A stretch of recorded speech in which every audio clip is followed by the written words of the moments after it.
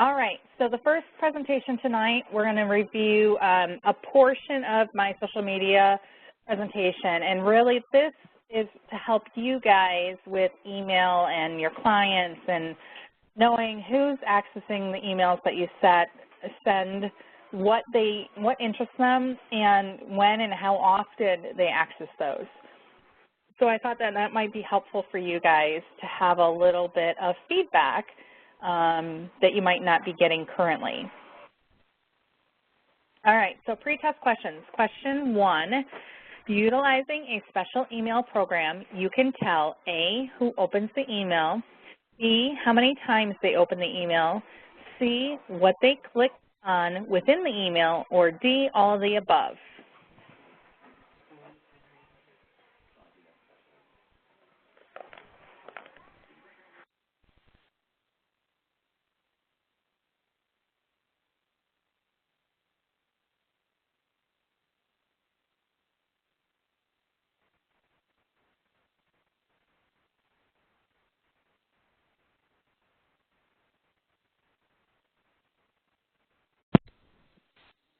Jacqueline has left the conference.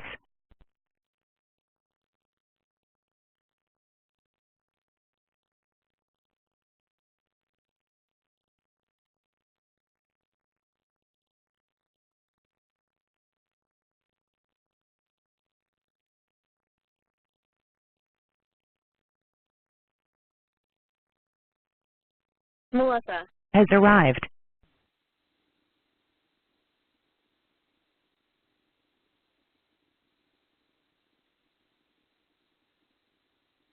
Okay, I think I got everyone. Maybe Miss Liza, but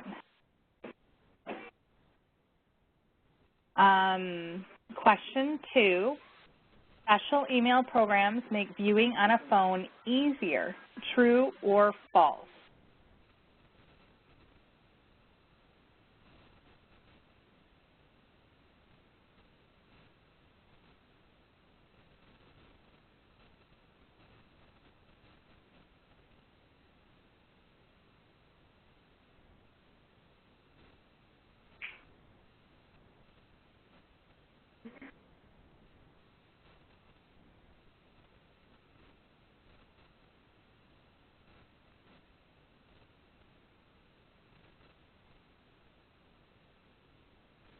Jacqueline has arrived.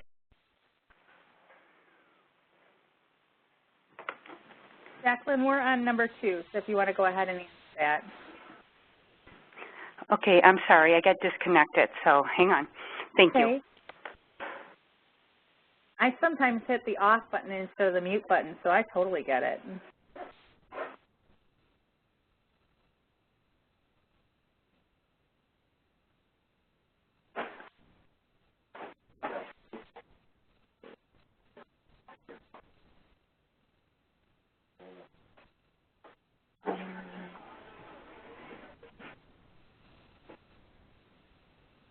Okay. All right. And then question 3, more emails are seen over a phone versus a computer, true or false?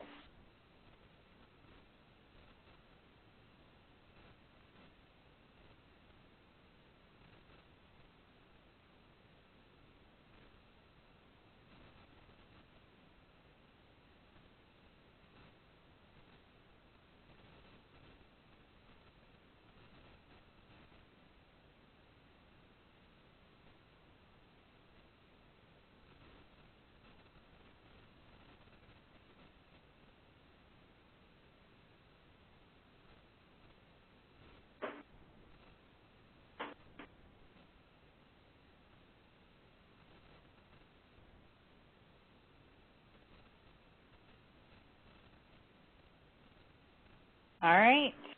I think I got them all.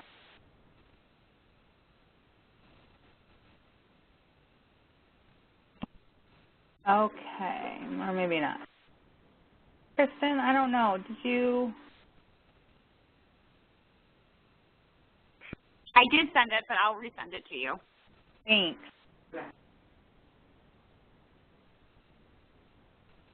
All right, so we're going to talk about a program called MailChimp. Now, this is not the only program out there. This is the program I have experience with, and so I'm going to fly through it and kind of give you a little bit of insight to how it works, how to get it rolling, and why this would be something you could consider to use as an email program to send out emails.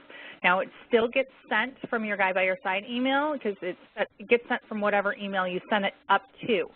And then if somebody replies to the email from MailChimp, it gets sent back to your Guide by Your Side email. So it looks like to those that you email, you're sending from Guide by Your Side to them, and then they're replying back to Guide by Your Side. The nice thing about MailChimp is this is a way to email a bunch of families but not have a bunch of families feel like they're getting an email, a bunch email or a batch. That's the word that I was searching for. So that would be another reason to consider this. So MailChimp.com is the website. It allows you to manage contacts, send emails, track your results. It's free, like I said. A lot of people are using it. The other thing, too, is it controls the size of your emails, even if you put documents and pictures or whatever in there. So with that being said, it's less chances of it getting blocked and more chances of it actually making it to their mailbox. So that means that they will open it up. With the options that they have for layouts and stuff, they're kind of eye-catching, and it is easy. It's not difficult to make it look snazzy. You can work on group emails if you wanted to, and we collaborate, and there's a comment section, and you guys can work on it before it's sent out. You can schedule the email to be sent. So say you're working on something on an email to be sent out before you go on vacation. And, a couple days before vacation, life gets crazy, right? We're trying to get our family together and everything like that. And so maybe it's a week or two before vacation, and you want to set up a vacation message or a little note that goes out maybe 2 days before. Well, you can set it up 2 weeks out or whatever you want and have it scheduled for that specific day to go out, which is great. Most importantly, it is mobile-friendly viewing. And this truly does make a difference because, as I'll share, over 70% of emails are actually read through a phone or mobile device versus a computer. And you can have multiple mailing lists. So if you do anything else, maybe you want to use MailChimp for personal, maybe you want to use it for work, or maybe you sell Tupperware and you want your Tupperware database to be in there. You can certainly do that. You can have different lists.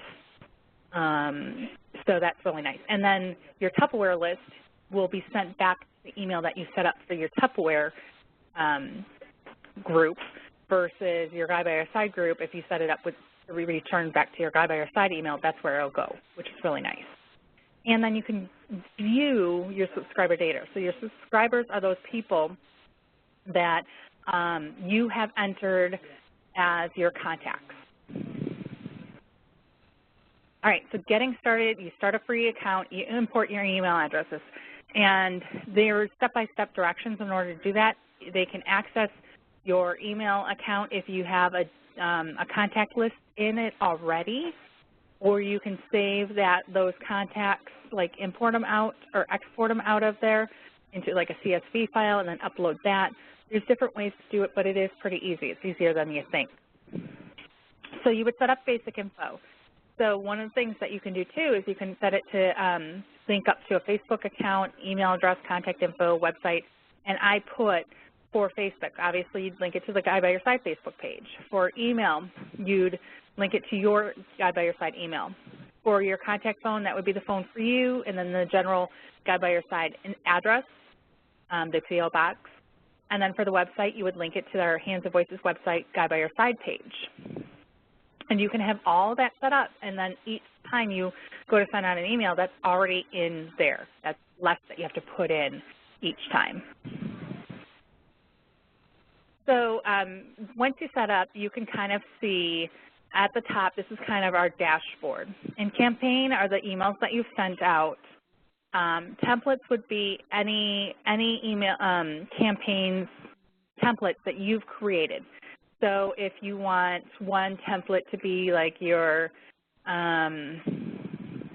topic, the topic tidbits. So, you know, once a month, typically I send you out those little save the dates and stuff that I share at the beginning of the calls for all. Maybe you want to share those with your customers, or your families. And so you can create a template, and then this way, each time, everything's set up, and all you have to do is just upload that new file and then hit send. Lists, if you have more than one group, like I said, your Guide by Your Side group, your Tupperware group, and so forth. Reports, that'll be where you'll be able to see, okay, from each campaign that you sent, who opened it, you know, who clicked on what, how many clicked on this flyer versus that flyer. So, lists. If I clicked on the lists at the top of the dashboard area and I have my two groups, if I want to add people. So, obviously, you're going to import your contacts, but then you're going to find contacts along the way. So you're going to want to add them later on down the road. All you have to do is just click on that little person with the plus sign to the right of your group, your list that you want it to go in, and then enter the information. After you enter their information, it will ask if you have permission to add them. You just check that box, and there you go. There is at the very bottom a list line. And so you could put in specific information in that list line, but now you don't want to create 20 different lists.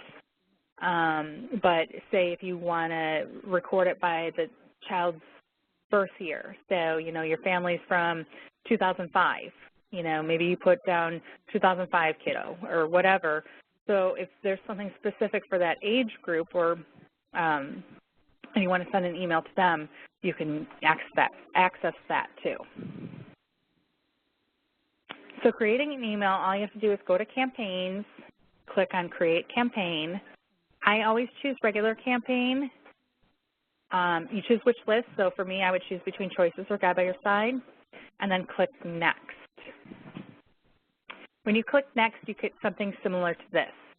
It's really nice because they're drag and drop options. You can preview the email before you send it. You can share on social media. Like I mentioned before, save as a template, and they can share with others on social media too, or in email. So this is the basic design that pops up, but I could drag any of those from the right into the stuff on the left to totally change up my design. And I think the next slide goes into that. So yes, so the blue oval, this on the left-hand side here is what your actual email is going to start looking like. And so this little blue oval at the top, you want to make sure you fix that sentence. So if you go and you hover your mouse over that blue area, the blue oval area, it'll come up with like an edit box. You click on that, and that's what will open that, and you can erase that line that says use this area to offer a short preview of your email's content, and you would put in something like this month's happenings or things to know, whatever you want your quick little catchphrase to be to announce your email. If you do not change that, it will be sent with that phrase in there, and it looks silly. The red oval at the top, preview and test. So you've set up your email. It looks all nice and pretty on the left-hand side, which it doesn't now, but it'll get there. You can click that preview and test, and when you do that, it'll say preview. You click on the preview, and it'll open up the email. And on one side, it'll look like what it looks like on a computer, and on the right side, it'll look like what it looks like on a phone. And there's a slide coming up that shows you. And you can click on everything in those emails and see if it directs you to the appropriate thing. And so I circled the image card on the right-hand side here in green. You can take, like I said, any of those things and drag them onto your template to the left and add it into your email. I learned this all on my own, guys. It's a lot easier than you might think. So remember when I said when you hover over that area, it will kind of pop up with this darker gray box across the top. So I circled in green the little checkerboard pattern, the tic-tac-toe pattern there. That, if you put your mouse on that and grabbed it, like clicked on it and held it down, you can drag this box to anywhere within the email. So if I want this above the image box, I would just drag it up and so forth. The little pencil with the line underneath that, that's the editing. The plus sign as a duplication. And then the trash can is, okay, this is the standard email piece of it, but I don't want that piece. I just want maybe just a picture. I want to put something else there. You would then click on that trash can, and it would take that box away for you. So remember I said you get the preview option. So this is a preview of one email that was sent out. On the left is what it looks like on a computer screen, and on the right you can see exactly what it would look like on a phone. You can even pull that little drag bar down the side of the phone and see what it looks like from top to bottom in that email. And the nice thing is it is looking pretty mobile friendly, which I don't know about you, but if I open an email on my phone and it's not opening right or the pictures aren't loading, I get frustrated and I just kind of close it out. So I really like that you can see what it looks like on a phone as well. All right. So before you send the email, make sure you test it or preview before you send it. Try all the links. Nothing like they go to click on a picture and it doesn't open up a picture. And you can schedule this to be sent on a specific day and time. We kind of discussed that already. So one of the nice things I like about MailChimp is I can see who opened it, how many times they've opened it, if they forward it, what specifically they've clicked on in there. Of course, if they unsubscribe, which does happen, and if they put in a reason why they're unsubscribing, that's nice too. It's really nice that you can see all this, and it's easy to see it. So the top green oval shows you which group I'm looking at, my data. And at that time that I print screened this slide, we had 550 emails within Guide by Your Side. I think we're up to like 570 now. But I average a 34% open rate on our emails for 550 people. That's pretty good. And you can see an average for nonprofits is actually 23%. And then same thing for clicking. How many times how many things did they click on? Again, we are higher than our nonprofit industry rate, so that's kind of nice too. People want to see our emails. One of the things that you can do in the reports is you can do a click map. You can see the percentage of what links were open. So any of those things there in blue are links. And then same thing with the pictures below. And so you can see by those little percents listed here what they open, and obviously the 11% link was open more than the 5.8% link. So it's nice that you can see that data versus just seeing the link and how many times it's opened. I'm more of a visual, so I like to see it right on that item. All right, remember how I said mobile is how they're seeing it? This proves for us 70% of the users were accessing it through mobile. 59% of that 70% was through an iPhone. And you can kind of see, again, for the desktop, what kind of email services that they use to access those emails. So I, again, find that really interesting. It just proves that we have to make them mobile friendly.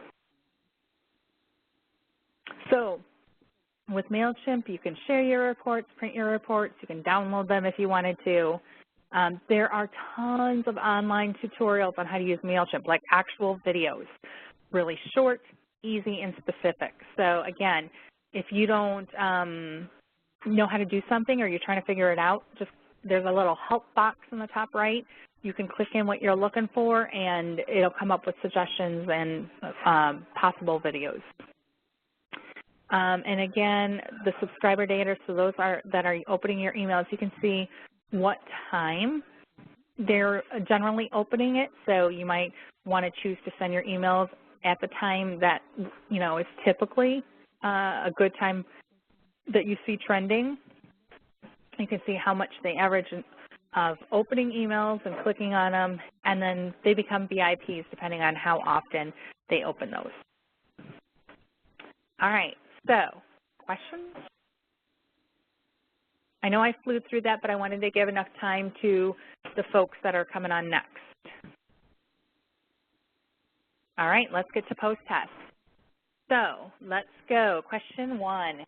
Utilizing a special email program, you can tell A, who opens the email, B, how many times they open the email, C, what they clicked on within the email, and D, all of the above.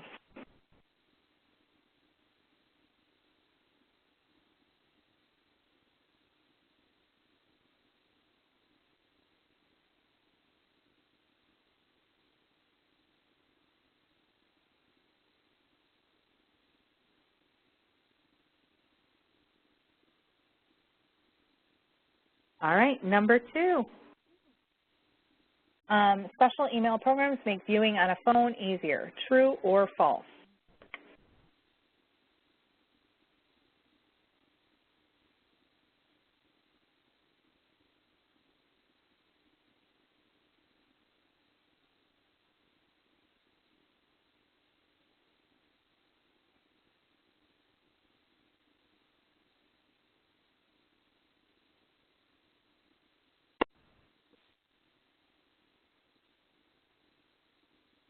Oh, wait, you guys messed me up. You started going, wait, no.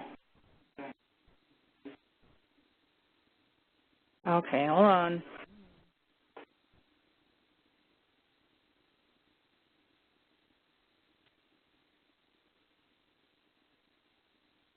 Okay, and then question 3, more emails seen over a phone versus a computer, true or false?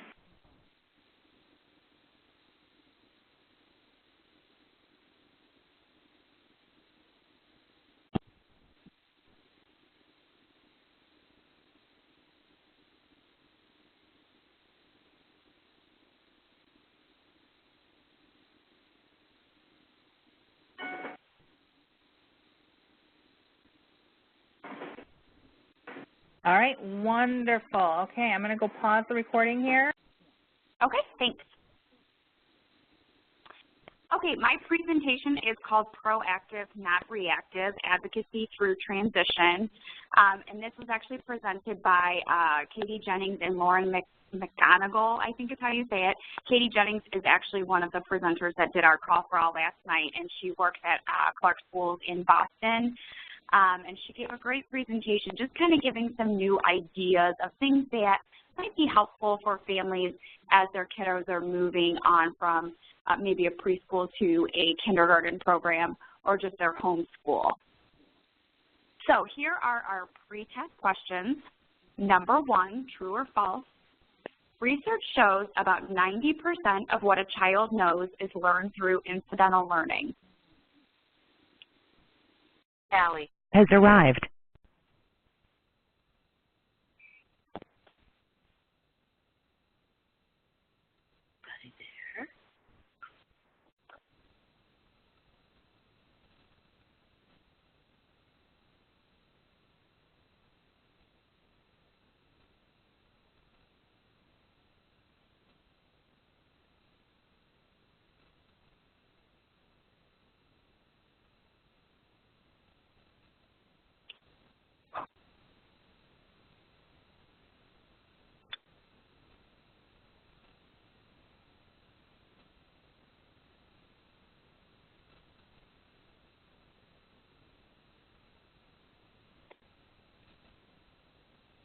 All right, question 2. Number 2, why should a child take ownership of their hearing loss and educate their teachers and peers? A, parents are too busy to help. B, children will become more proactive in advocating their needs. C, it sends teachers a powerful message. D, both B and C.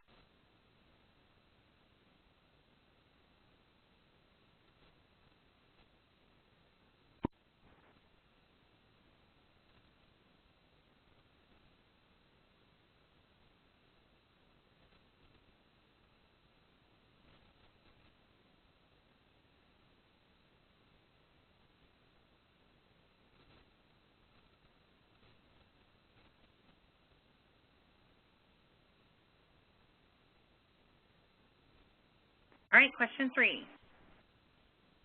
Number 3, a person who knows about him or herself would be described as having A, self-advocacy, B, self-awareness, or C, self-love.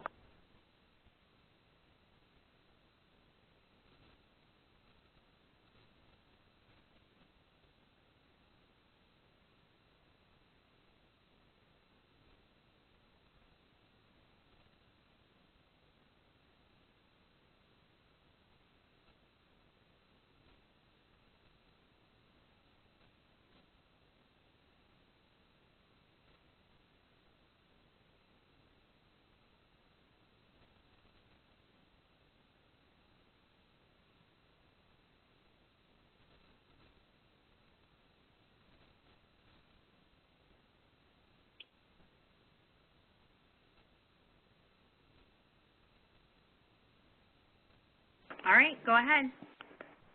Okay.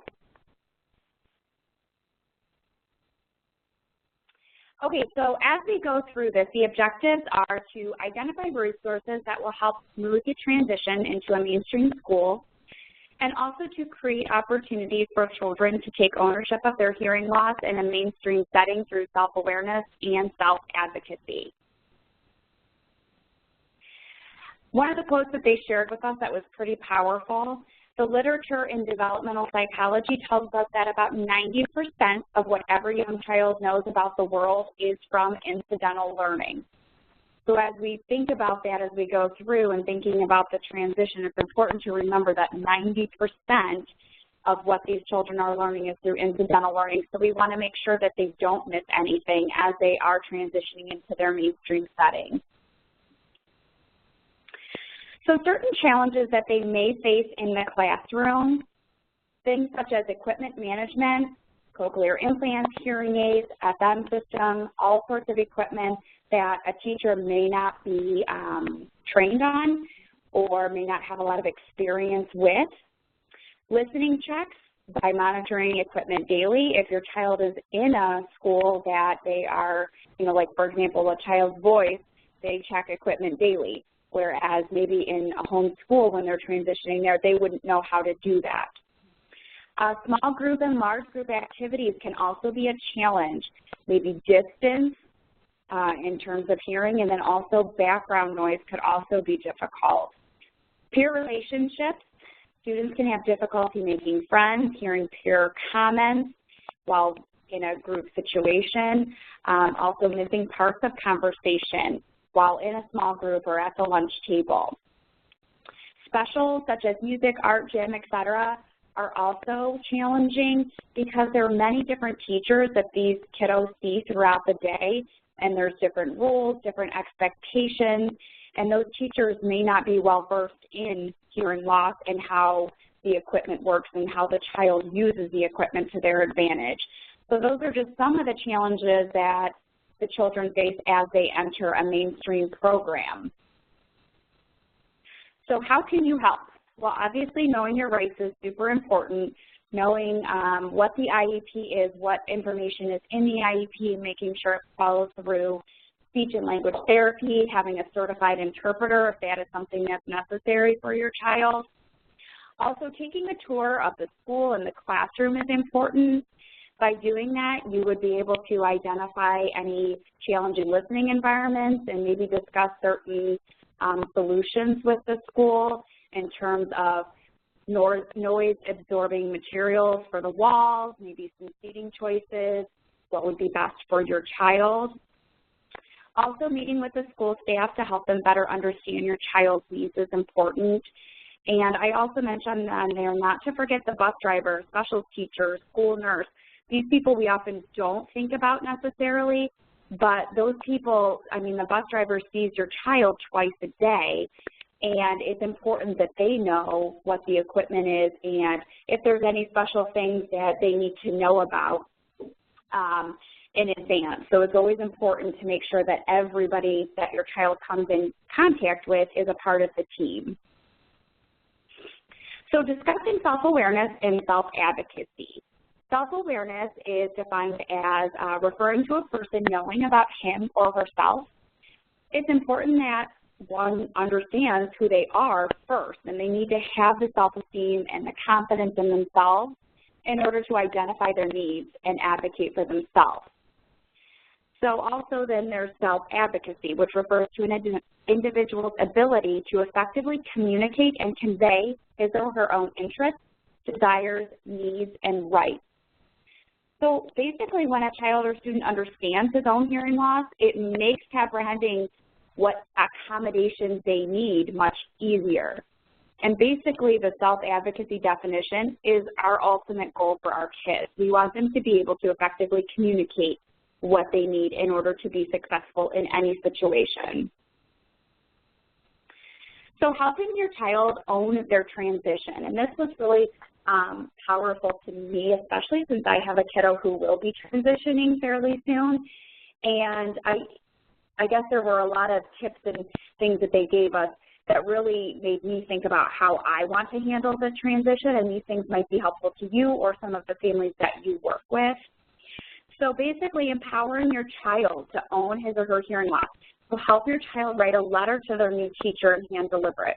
Obviously this would be for an older child, but the letter could include helpful tips for the teacher about their hearing loss, seating preferences that they may, like one side of the room better than another, or access to FM systems. You can also create a packet or binder for the new teacher.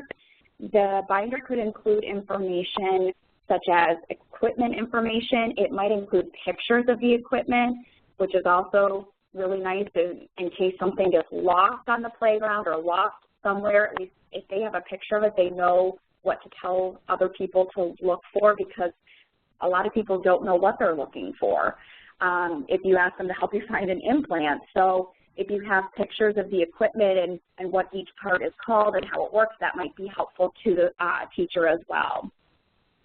Also, some emergency information or troubleshooting tips is helpful. For example, include like what to do when a battery dies. How do you open, if it's the hearing aid, how do you open it up and change the battery? What do you do with the old battery? What if equipment isn't working? What if there's a beeping? What do you do? So giving them some troubleshooting tips would be helpful as well. And basically having your child go in there and owning their own transition really sends a powerful message to teachers, letting them know that they are going to make sure that they're getting what they need. And regardless of their hearing loss, they still want to be able to be a learner just like all of the other kiddos in the classroom. One of the things that was suggested was making a My Hearing Loss book, and kids can work with their EI provider and parents or maybe their audiologist to create a journal to share with the new school. So some sample items that could be included in this book would be maybe a vision statement, maybe that the parents and the child create together, like what they see for their child, what their goals are. Another thing might be an audiogram and instructions on how to read it. It might be interesting for a teacher who is not very familiar with the hearing loss to see an audiogram, what it looks like, and exactly where this child is hearing within those, the banana. Number 3, equipment pictures and information. So maybe there are hearing aids or cochlear implants, whatever devices they're using, FM system.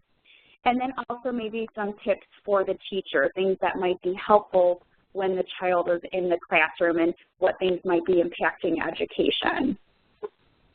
So here are some examples of these hearing loss books, and you can see the 2 examples on either side, and in the middle they show a bookshelf that has the hearing loss book in it, and this is for all of the kids.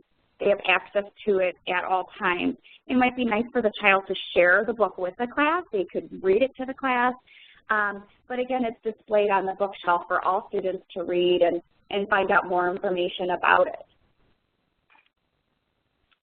The other thing that was suggested was an All About Me video, which is really cool because it can be a video that is shared with teachers and other staff members that come into contact with the kiddo.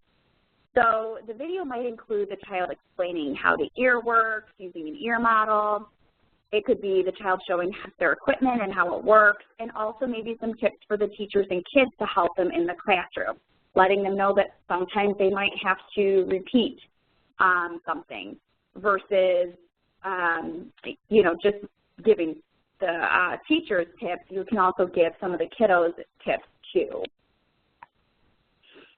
Carrie, are we able to play this video? No, it doesn't look like it. It tried, but it says you don't have the correct player. Oh, darn. Okay, so I'll just give you a little, you know, synopsis of what the video was. So I know a lot of times parents like to come in and read a story or share information with the class, which is still a wonderful option, but also it might be fun for the child to create a cool video to share and educate their peers and teachers. So the video showed two little boys who did have a little model of the ear and kind of explained what the ear is supposed to do, what their ears do. The tiny hair cells are not moving, and that's why they can't hear. And then they just talked about how the hearing aids that they use help them hear.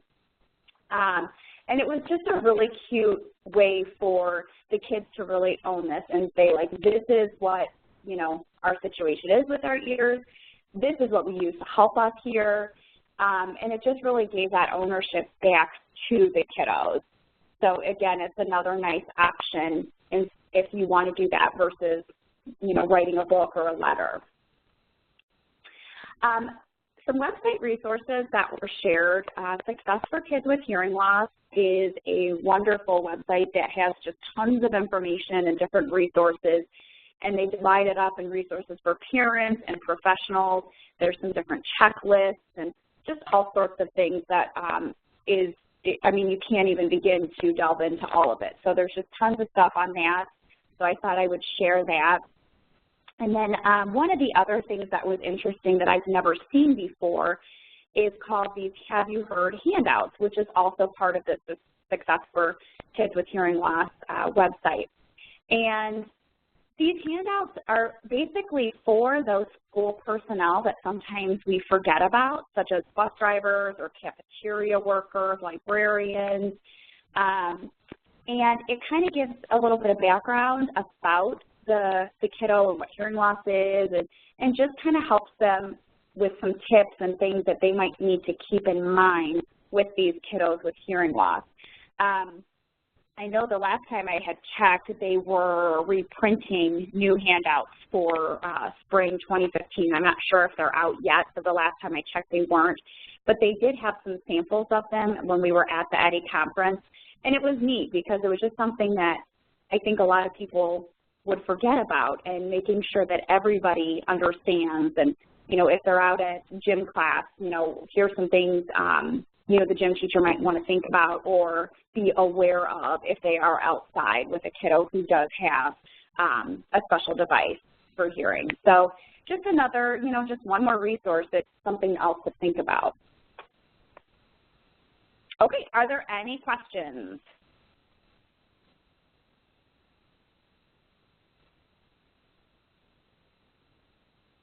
Okay, we will go ahead with the post-test questions then. Number one, true or false? Research shows about 90% of what a child knows is learned through incidental learning.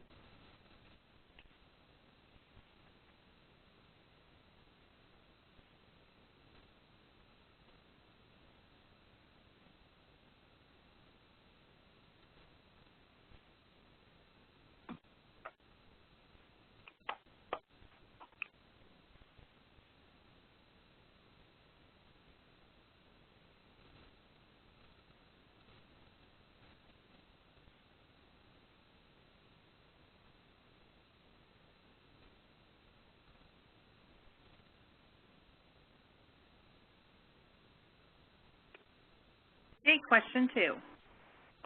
Question two, why should a child take ownership of their hearing loss and educate their teachers and peers? A, parents are too busy to help. B, children will become more proactive in advocating their needs. C, it sends teachers a powerful message. Or D, both B and C.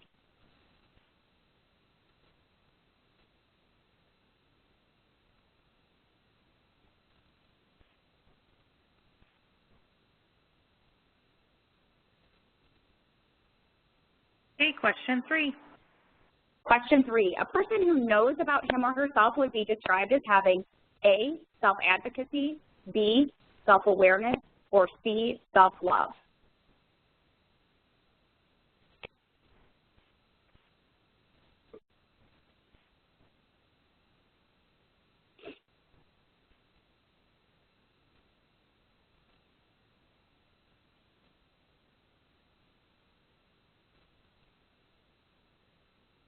Wonderful. I'm going to go ahead and pause the recording. I'll try to make this quick. Okay, so my name is Lydia Hernandez. I'm a parent guide with Sky by Your Side, and the title of this presentation is Language Outcomes of Children with Unilateral Hearing Loss, a Multi-State Perspective. This was presented by Allison today at the EDDI conference.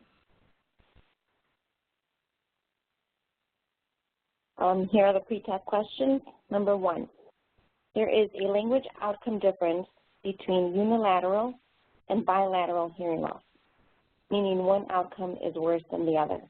True or false?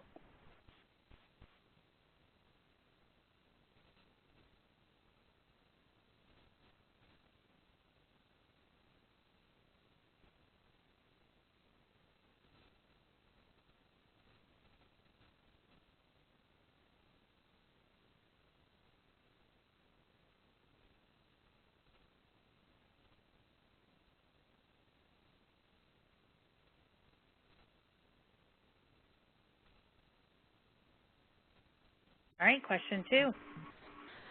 Number 2, all states provide early intervention services to children with unilateral hearing loss.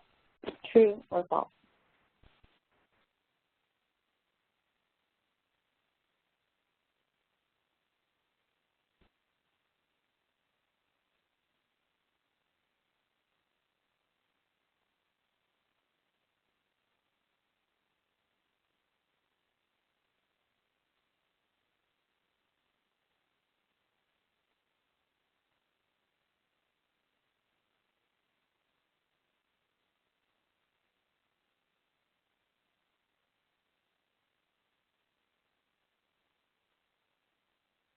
Question 3. Question 3, how many states contributed to the unilateral outcomes analysis? A, 0, B, 2 states, C, all 50 states, or D, 8?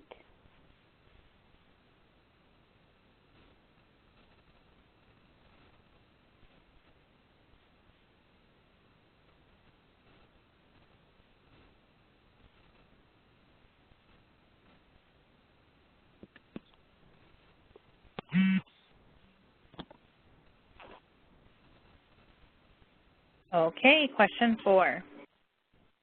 Question 4, there is some indication that children of mothers with lower levels of education are at an increased risk of a lower level of communication. True or false?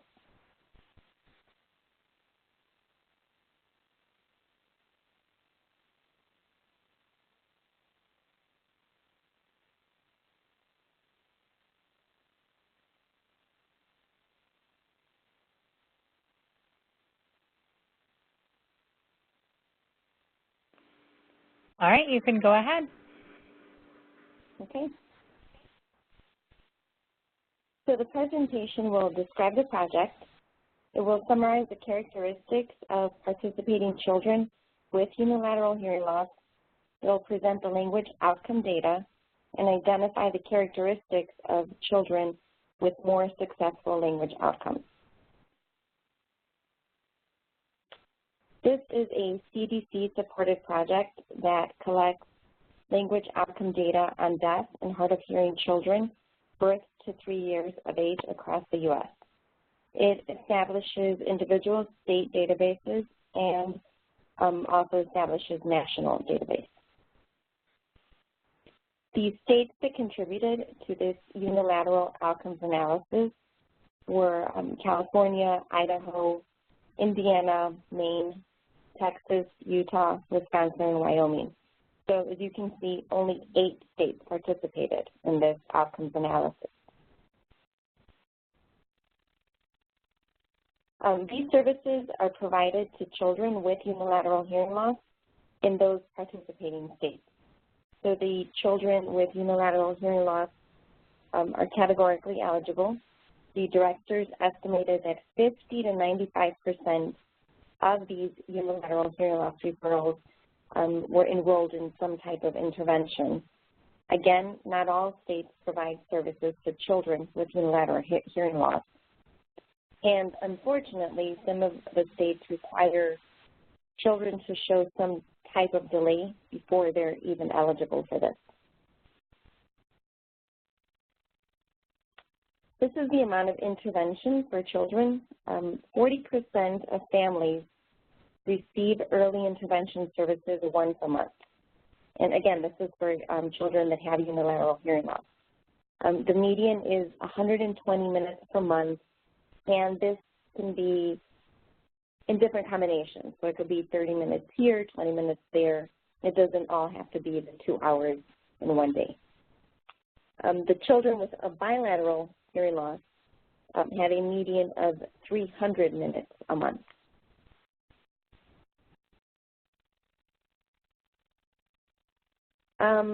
In order to participate in this project, there were assessments that were being done every 6 months. The children were assessed on 1 to 5 occasions. The analysis included each child's most recent assessment. And the total number of children that participated was a total of 132. The criteria for language outcome analysis, of course, the child had to have a unilateral hearing loss. They had to live in a state in which the children were eligible for the unilateral hearing loss early intervention, and the child could not have any other disabilities that would affect speech or language development.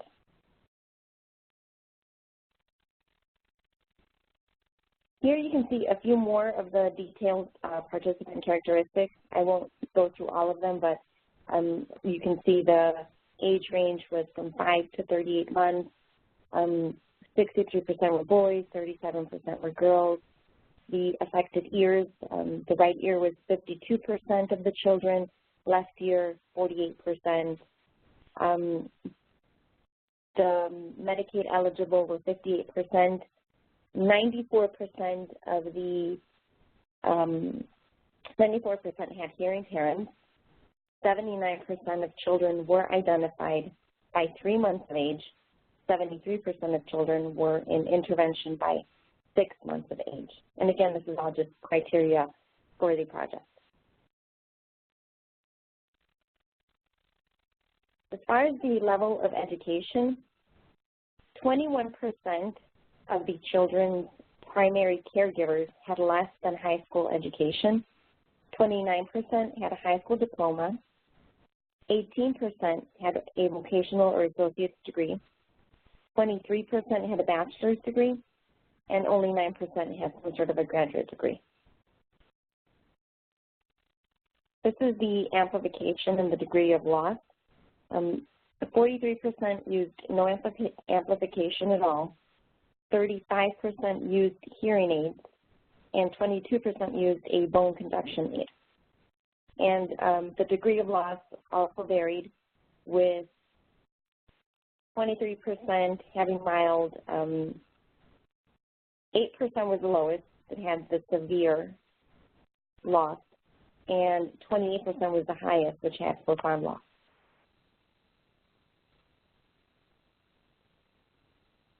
Here you can see there are 2 types of assessments. The first assessment, 78 children participated.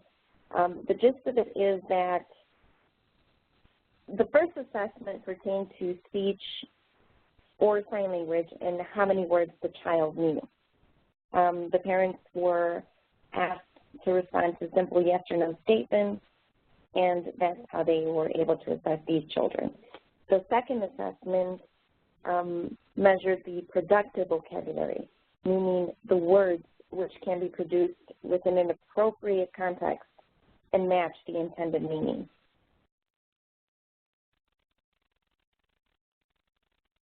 The language outcomes of these children with unilateral hearing loss concluded that there is no significant difference from a child with a unilateral hearing loss and that of a child with a bilateral hearing loss.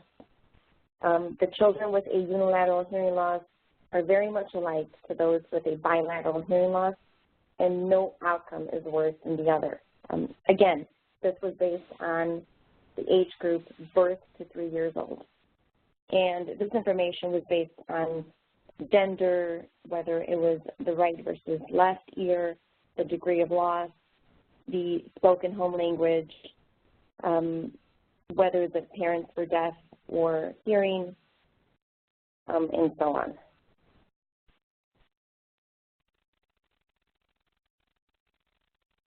There were, however, significant partial correlations between a mother's level of education. Depending on the assessment, 25 to 35% of the participants demonstrated delayed language, and previous research reports similar percentages of children with unilateral hearing loss who demonstrate academic difficulties. Language delays typically are not apparent until the child is 2 years of age. The language demands dramatically increase just prior to this age. Again, average expressive vocabulary size differ depending on the age, so it ranges from 5 words to 300 words. It is very difficult to predict which of these children with unilateral hearing loss are at more risk for language delays. There is, however, some indication that children of mothers with lower levels of education are, in fact, at an increased risk.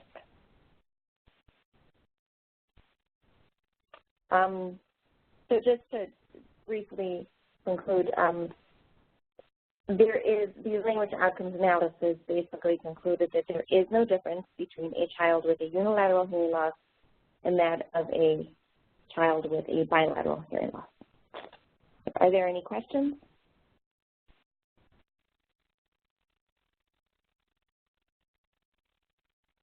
Okay, I'll go to the post-test questions. Number 1, there is a language outcome difference between unilateral and bilateral hearing loss, meaning one outcome is worse than the other. True or false?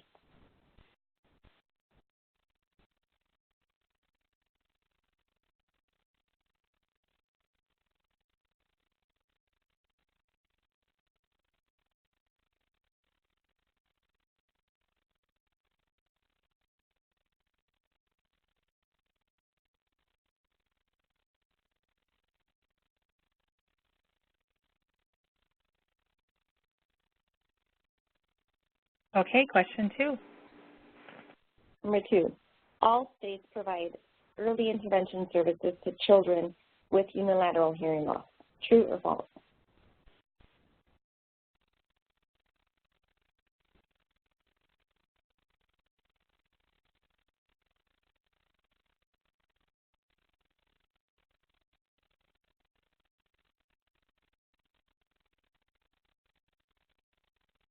Question 3. Number 3, how many states contributed to the unilateral outcomes analysis? A, 0, B, 2, C, all 50 states, or D, 8?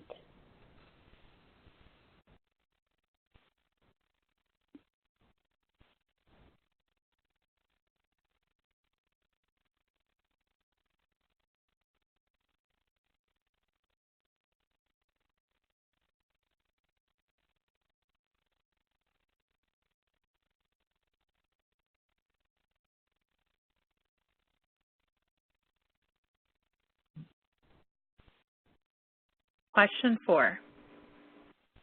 Number 4, there is some indication that children of mothers with lower levels of education are at an increased risk of a lower communication level. True or false?